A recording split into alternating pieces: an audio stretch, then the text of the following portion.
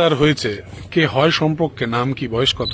বয়স হচ্ছে 22 বছর। আমার ভাইপো। কি নাম ওর? দীপজ্যোতি। কি হয়েছিল ঘটনাটা, কি বললো? ঘটনাটা হয়েছিল ঠাকুর দেখতে গিয়েছিল মেয়েটার কথা মতো। হাই রোডের ধারে একটা গাড্ডা ছিল, পাশ দিয়ে গাড়ি যাচ্ছিল পড়ছে, সেই গাড়িটা পরে গাড়ির হ্যাঁচকানিতে মেয়েটা ছিটকে বেরিয়ে যায়, গেলেই ওই ট্যাকের তলায় ফেসে যায়।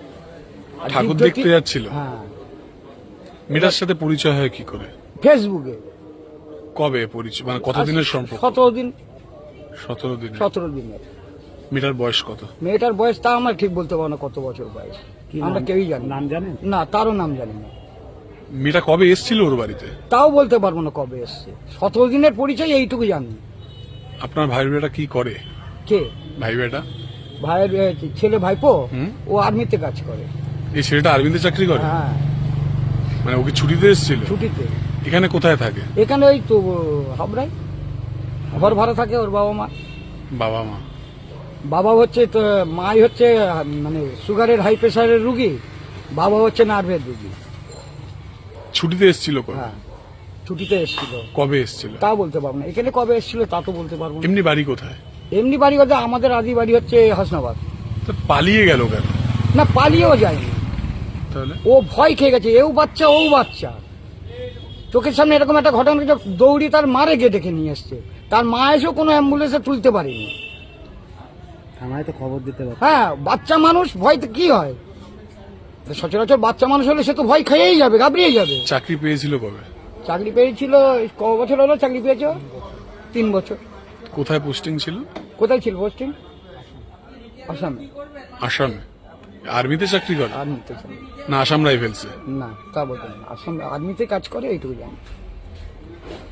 ওনার হেড অফিসে জানানো হয়েছে অফিসারদের, তানারাও বোধহয় আসবেন। মেয়ের বাড়িতে, মেয়ের বাড়িটা কোথায় জানেন? তা যা বলতে না, পরে এখানে এসে শুনলাম বর্ধমান বাড়ি। আপনার ভাইয়ের ছেলেটা তো মেয়েটা এসেছিল কদিন আগে? তাও বলতে পারি, আমরা থাকি এক জায়গায়। আপনি কোথায় থাকেন? আমি থাকি হাসনাবাদ। ও কি ঘটনার পর আপনার ওখানে চলে গেছিল?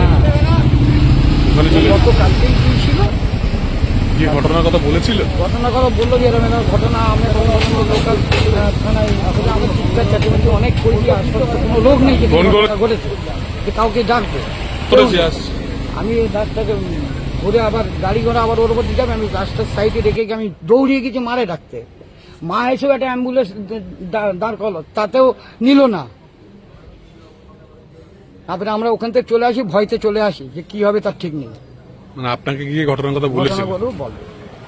আমরা অফিসার যারা গিয়েছিল তাদেরকেও যা ওরা বলেছে আমরা ওনাদেরকে পেশ ও করেছি। তো ফোন সুইচ অফ করে দিয়েছিল। না, ফোন ছিল না, ফোনটা ওখানে পড়ে গিয়েছিল। ফোনটা ছেলের ফোনটা মেয়ের হাতে ছিল, মেয়ে পড়াতে ওই ফোন ছিটকে ওর হাত থেকে বেরিয়ে যায়। বেরিয়ে যাওয়ার পরে সেই ফোনটা আর হুদিস হয়নি। আপনি কে হন? আমি জ্যাঠা, কি নাম আপনার? মুক্তি চক্রবর্তী। ছেলেটার নাম কি? দীপজ্যোতি চক্রবর্তী। ঠিক আছে।